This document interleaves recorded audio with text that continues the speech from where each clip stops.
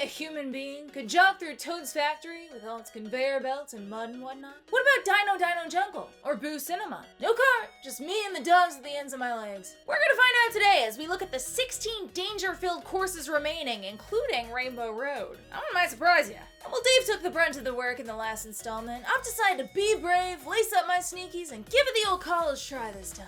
Fictionally. The real version of me ran a 12-minute mile in high school. I also have this emergency button that summons Dave if I need him. But with that, let's hop into the Banana Cup and our first track, Peach Beach. Peach Beach has always been one of my favorite levels. Can't you just feel the breeze, smell the salt in the air, bask in the warmth of the sun? Seems like a great jog to start out with. We aren't gonna want to risk getting our sneakers wet by sticking to the edge of the water here, cause while luckily those cataquacks have terrible peripheral vision, they would be no joke if they were to get a hold of you. It's all fun and games till you land on your neck and are paralyzed for life. I'm fun at parties. Anyways, moving on, I appreciate that they made the ominous paratroop as a little more cartoony in this one. It actually does help, so thank you Miyamoto for finally reading my emails. Now, this part of Peach Beach is new, and running up this hill would have me needing to take a quick 5 at the top. That's an incline, with stairs right after. Ugh, must resist stopping for cake. We gotta keep running for science, but I'm gonna opt for the shade here.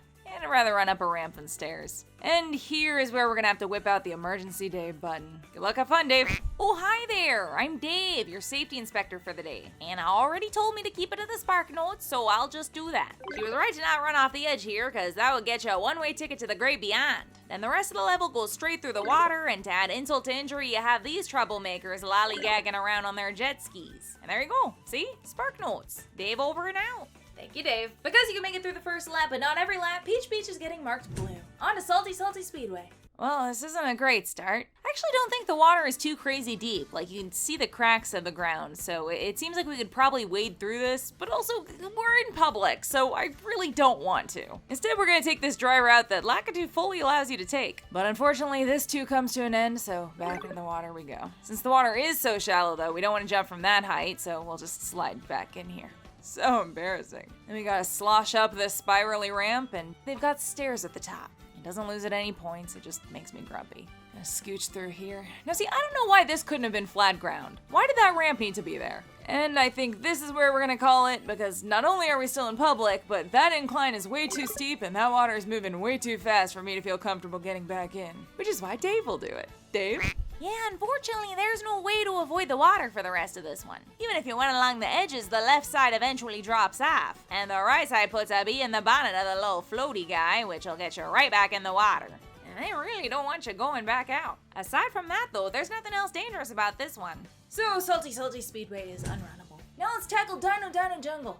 Admittedly, I'm a little bit nervous for this one, and that ominous shadow doesn't help either. But that's okay, we'll just take it nice and slow, and okay, that's a big guy. Alright, it's okay, that's an herbivore, it won't hurt you, it's just an herbivore. Oh, okay, another herbivore, it's gonna be okay. Listen, you might think I'm overreacting, but I genuinely hate things that big being that close. Like, there was a T-Rex on the wall of a Hollywood video that scared the piss out of me when I was younger, okay? So I'm just a little wary of these things. But it's okay, they're all herbivores here, okay. Oh, okay, that's a pretty big gap, actually. I'm pretty doubtful we could clear that. Wait, they don't want us... They're certainly not expecting us to...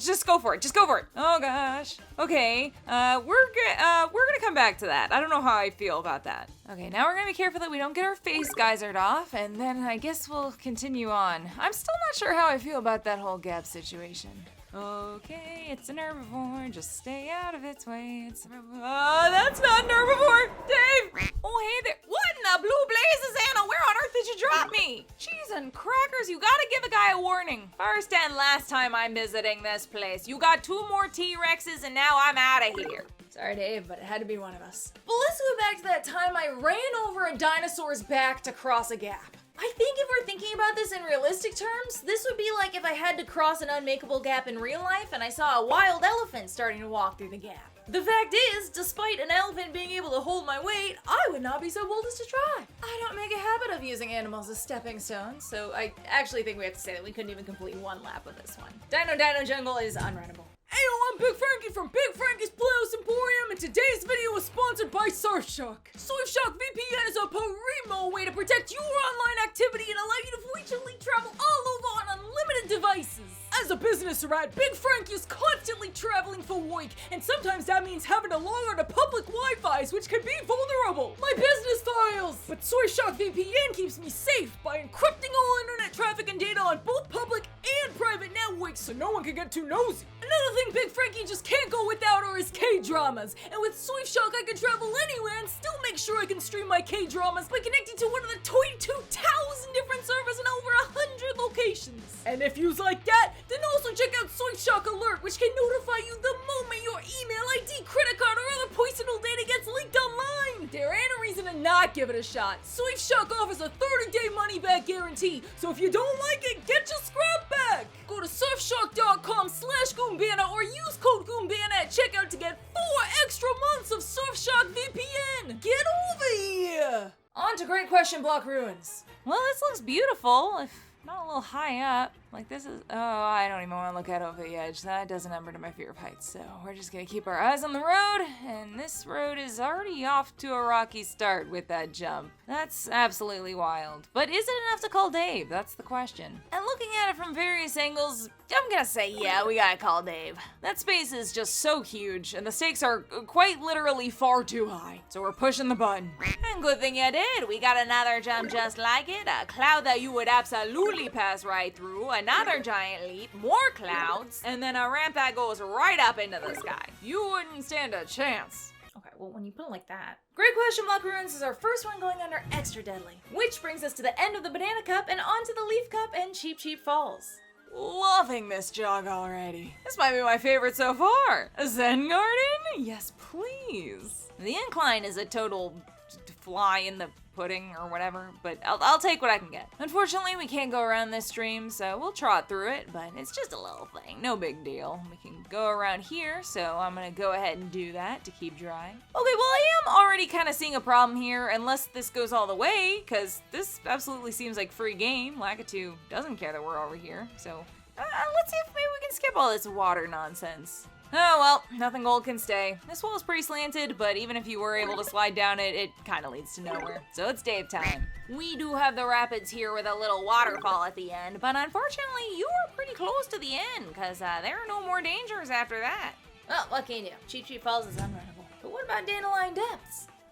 Not the bitty buds are the ominous ones. You don't have to worry when they're looking at you. You have to worry about what they're looking at behind you. Anyway, though we probably shouldn't be running through a construction site, nothing seems to immediately jump out as a huge danger. We're running across a lot of different textures, but nothing too wild. We'll pick the bottom route here, which takes us to a bunch of water. Okay, top route. And more water. I mean, we can scooch along these edges here, but we still have drops down, and these pools look like they go on for a pretty long time. Man, water is our arch nemesis in this video? Who would have thunk? Dave?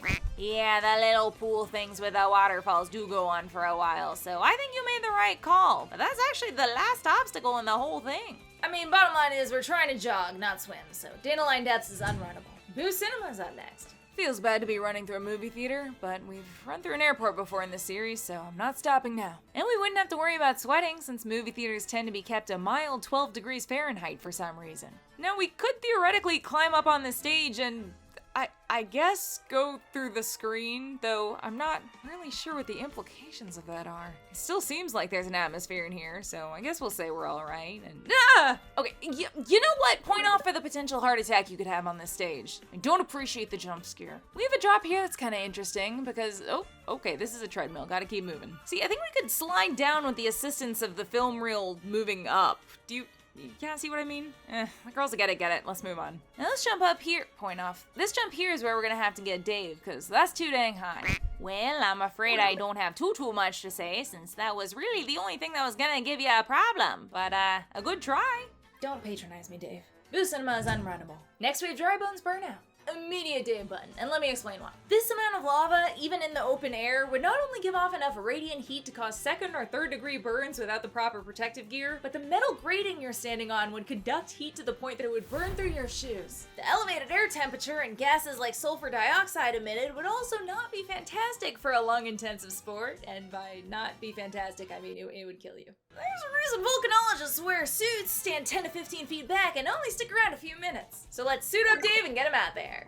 I have got to increase my rates. Okay, spark notes. The thing you said about the lava, and even taking the best possible route, you have huge gaps in the flooring, like over and over, followed by an impossible jump over the lava, another huge jump, and then the open flames are really just insult to injury. Yeah, not great. Dry Bones Burnout is extra deadly, making the Leaf Cup rough. But now get ready for the biggest tone shift with the Lightning Cup and Moo Moo Meadows. Am I allowed to take points off for the smell of manure? No? Alright then. Well, considering Moo Moo Meadows is a farm, and not too different at all from the previous game, it might come as no surprise that there are next to no risks. On foot, it would not be hard to dodge these cows, who seem like the friendly sort, and really the only thing we have to worry about are the freakishly large moles, but I've gotten pretty good at predicting their patterns due to my long-standing work relationship with them, so I think we'll be a-okay here. Hope Dave enjoyed the vacation. Moo Moo Meadows is runnable. Now let's take a look at Choco Mountain.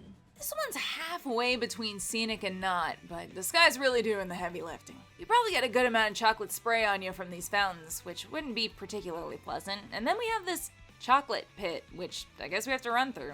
Oh no. That's the quicksand your mom warned you about. If a car can't drive through, we can't run through. Dave! Alright, well, once you get past the chocolate tar pit, the main things in your way are gonna be these football fellers, some rolling boulders, though they seem to be spaced out enough to avoid, and then these unregulated sparkler systems. You can go down the left side there, but you gotta get spooky close to the sparks. Then we have one more big jump, and a jump that is simply undoable. And you can't go through there, the flying man doesn't like it. So I'm afraid this one won't do. Choco Mountain, unrunnable. On to Toad's Factory. Running through a factory seems not very safe, especially factories that have giant machines like this at ground level. Fortunately, we can go around them. Then we have this jump, and while it looks like that'd actually be pretty shallow water to jump into with the yellow ramp thing being visible beneath the surface, it also looks like the cutoff of that ramp is maybe just short of the edge of the platform, so we'll say you could drop down into the water and be relatively safe before scrambling up the ramp. You'd have to be a bit careful running over these conveyor belts. That would be the weirdest feeling ever. And then we get back into the factory where we get moving walkways. This is great. Maybe the first thing that actually makes my job easier. And then immediately into the boiling hot steam coming from the ceiling. Fantastic. And that's the end of the run. Dave? Yep, you got this big jump, some bumps that'll sprain your ankles if you're not careful, and then this mud might be a little sticky or slick, but nothing you couldn't get through. So Toad's Factory is unrunnable. Now to the final course of the cup, Bowser's Castle. You can probably guess what I'm gonna say here. Yeah, that's way too much lava around this course to make it feasible. And although it's designed to look like a carpet, this floor is completely made of metal. So suit up, Dave, you're going in. Ooh, toasty around here. And on top of that, you got lava guys splashing everywhere, and the first for me, a giant pillar of lava with lightning at the end. Then you got two big jumps in a row, followed by an absolutely unmakeable jump, meteors that crash into the track, and then as a kick in the pants, one more impossible jump before coming right back to the start. Bowser's Castle is not just unrunnable, it's extra deadly. Which wraps up the Lightning Cup and brings us to the final cup, the Special Cup. Acorn Heights, let's see it.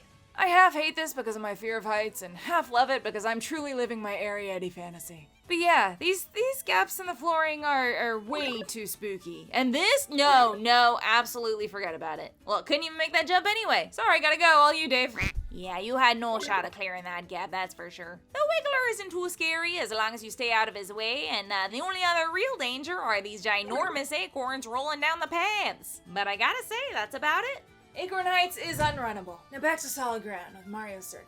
Ugh, I hate Mario Circuit. I have to admit though, they did a pretty good job with this revamp. It looks alright. Got some pipes right in the middle of the road, which isn't worth major points off, just a couple little ones. And then before we know it, we're on lap 2, which is equally as uneventful until we hit this point. Now as usual, the boosts don't affect us as joggers, and I actually wouldn't be too opposed to saying we could just cross the road and get back on track, but these blocks are deceptively tall. They're like our height plus a half. So this is half my height, and this would be from my head. Like I literally can't even show you because I can't reach high enough. So I don't think I could jump over it. And thus, it goes to Dave. And might I say, having a pipe immediately in the road after that is just cruel. Aside from that though, it's real uneventful with no real hazards. There you go. We can complete the first lap of Mario Circuit, but not the rest. Now we actually covered Peach Circuit in the last video of the series, so I won't beat a dead horse. The long and short of it were that there were 3 huge jumps and some poorly placed pipes, causing it to be unrunnable. Now, we all know that I'm not jogging through Rainbow Road because of the whole space thing. So I made Dave train to be an astronaut so he could go up there and scope things out. Problem was, his report was pretty boring, so I prepared 5 fun facts about otters to tell y'all as we see just how unrunnable Rainbow Road is. Well, you might have already known that otters like to hold hands while they sleep so they don't drift away from each other. They also love resting in large groups. In fact, researchers have seen gatherings of over 1,000 otters floating together before. These groups will often wrap themselves in seaweed to aid in sticking together, and fittingly, a group of otters resting together in the water is called a raft. 2. An otter's lung capacity is pretty dang impressive for a mammal of their size. Sea otters can hold their breath for more than 5 minutes, and river otters can hold their breath for up to 8 minutes. 3. About 90% of the world's sea otters live in coastal Alaska. 4. Otters are one of the few mammals that use tools, seeing as they commonly use rocks to break open the hard shells of their prey, and they store both these tools and their food in a loose patch of skin under their armpit. 5. Sea otters have the thickest fur of any animal. Their fur contains between 600,000 to 1 million hairs per square inch. For comparison, humans on average have 100,000 hairs on their entire head. This dense fur is a necessity because they lack the layer of blubber that most other marine mammals have, so they have to rely on their fur to keep them warm. Their super dense water-resistant fur traps a layer of air and heat against their skin, and then the barbed nature of the hair also holds bubbles that the otters will blow into their pelts while grooming themselves and others. And those air bubbles are also part of what makes them super buoyant. So there you go. This was definitely my hardest report so far, but as long as you got something out of it, that's what makes it worth it for old Dave. Negative 50 points. Rainbow Road is impressively deadly. So as you can see, courses in the second half of the cups, not very runnable. Regardless, which one would you most want to spend some time on? Or which ones do you wish were runnable? I want to know. Shout out to my channel members and patrons for checking this video out early, and if you too want early access to videos in addition to a whole lot of other cool stuff, consider becoming one of those. Be a part of the exclusive club. Now if you'll excuse me, I need to go watch some videos of baby otters till it doesn't hurt anymore. But I'll see you all in the next one. Bye! Goombanna is the wonder why she didn't come to play. Gaming vids that'll make you laugh and think and put them on replay. Intelligent, kind of funny, her community's #1. Stick around and kick your feet up. Goombanna has just begun.